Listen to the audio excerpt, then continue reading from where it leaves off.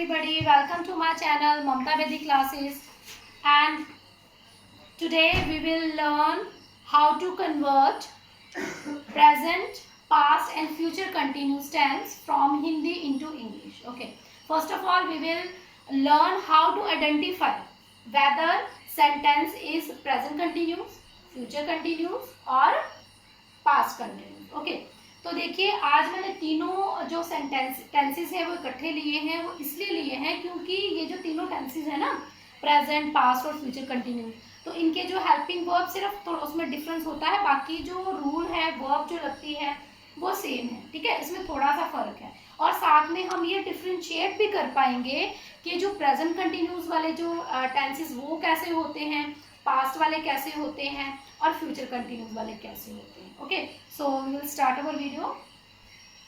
First is present continuous.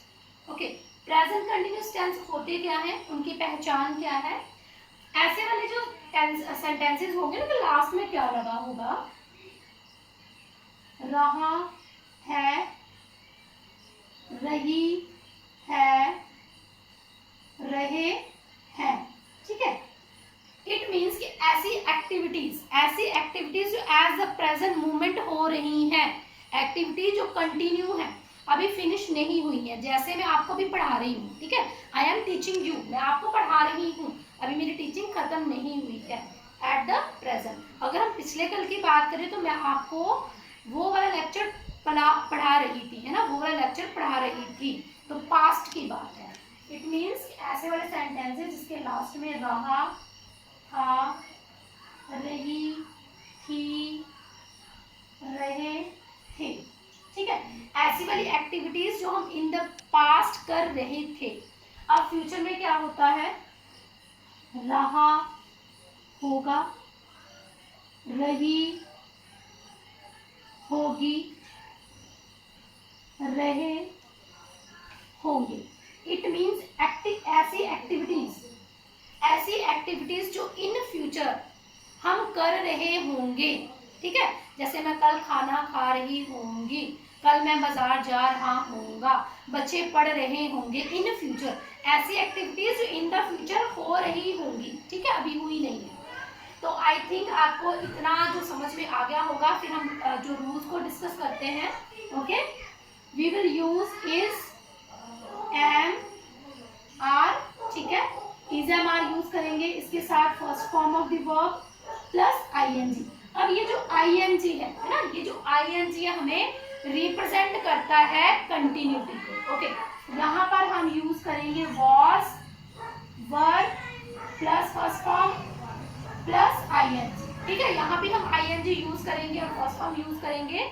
Change क्या किया है हमने, was, were, helping verb. Okay, in future we will use करेंगे will, shall plus be plus first form plus ING. Okay, क्या use करेंगे हम, will, shall, उसके साथ बी यूज करेंगे, फर्स्ट फॉर्म प्लस आईएनजी। ठीक है, तो आई थिंक आपको इतना डिफरेंशिएट हो गया होगा कि present continuous, past continuous and future continuous में क्या डिफरेंस होता है। ठीक है, ऐसी एक्टिविटी जो एट द प्रेजेंट मोमेंट हम कर रहे हैं। ओके, खाना खा रहे हैं, जा रहे हैं, पढ़ रहे हैं, नाच रहे हैं, गा रहे हैं।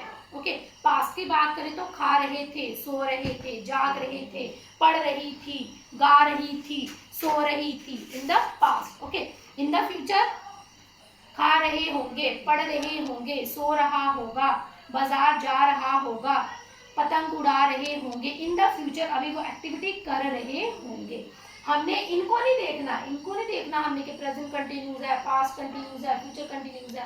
हमने क्या देखना है, ऐसी एक्टिविटी जो हम कर रहे हैं, कर रहे थे, कर रहे होंगे। ठीक है, और रूल देखो, अगर तो प्रेजेंट है तो इज, एम, आर, पास्ट के साथ वॉज, वर, और फ्यूचर के लिए विल, शैल तो लगेगा, उसके साथ हम बी लगा देंगे। Very simple. ओके, अब कुछ एग्जांपल डिस्कस करेंगे। ठीक है, इसमें हम अफर्मेटिव भी लेंगे, नेगेटिव भी लेंगे और इंटरोगेटिव भी लेंगे। ओके, मैं खाना खा रही हूँ। ठीक है, वह गाना गा रहा था। वह पढ़ रही होगी। हम बाजार जा रहे हैं। माता जी खाना पका रही थी इन द पास्ट। ओके। पिता जी समाचार पत्र पढ़ रहे होंगे। ये तो आगे हमारे अफर्मेटिव। अब हम कुछ नेगेटिव की एग्जांपल्स ले लेते हैं। ठीक है। बच्चे शोर नहीं कर रहे हैं। लड़का नाच नहीं रहा था।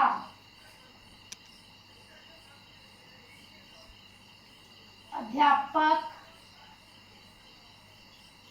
बच्चों को पढ़ा रहा होगा।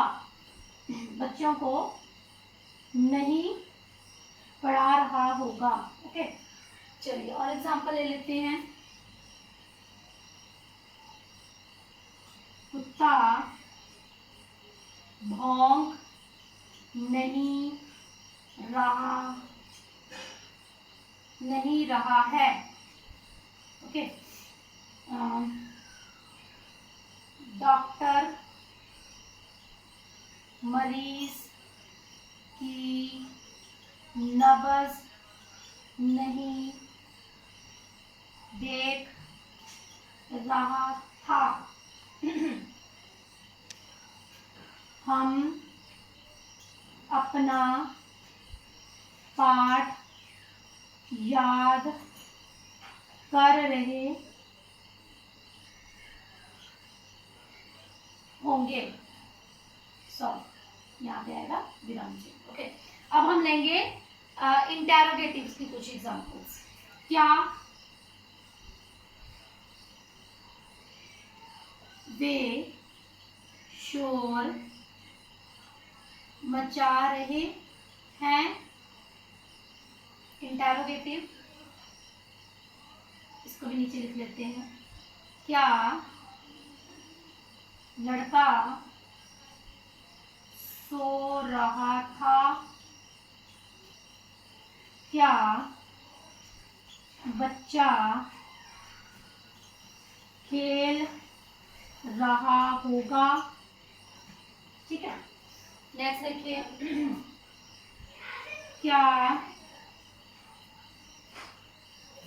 क्या वह स्कूल जा रही है। क्या माता जी मंदिर जा रही थी। ओके। क्या पिताजी दफ्तर जा रहे होंगे। Okay. You can see here so many examples of present continuous, past continuous and future continuous. देखिए लास्ट में रहा हूँ, रहे हैं, रहा है, रहे हैं, रही है।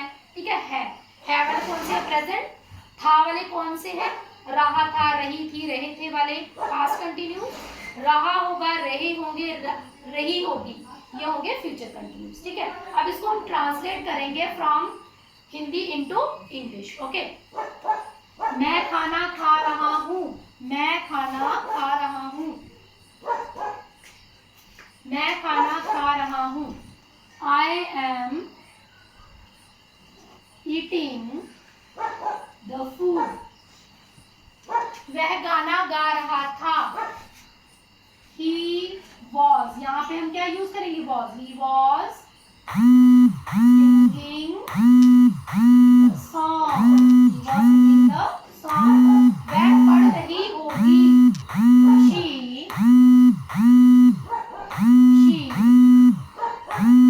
will be reading or studying.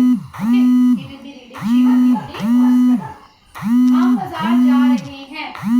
We are going to market. We are going to market. माता जी खाना पका रही थी past. Mother was cooking or preparing the food. पिताजी समाचार पत्र पढ़ रहे होंगे.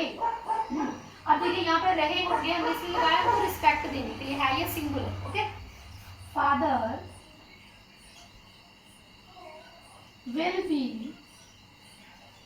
reading the newspaper. Father will be reading the newspaper. Next, बच्चे शोर नहीं कर रहे हैं. बच्चे means children. Okay, children are not making a noise. Okay, children are not making a noise. लड़का नाच नहीं रहा था. नहीं, ठीक है, तो यहाँ भी नॉट लगाए, यहाँ भी हम नॉट लगाएंगे. गर्ल सॉरी लड़का है तो यहाँ पे हम क्या लिखेंगे? Boy. Boy was not dancing. Boy was not dancing. अध्यापक बच्चों को नहीं पढ़ा रहा होगा. Teacher will not be teaching to बच्चों को. ठीक है, तो बच्चों के लिए हम क्या यूज करेंगे? चिल्ड्रन. अगर यहाँ पे विद्यार्थी होता तो हमने स्टूडेंट्स लिखना था. कुत्ता भौंक नहीं रहा था. नहीं. Dog is not barking. Barking.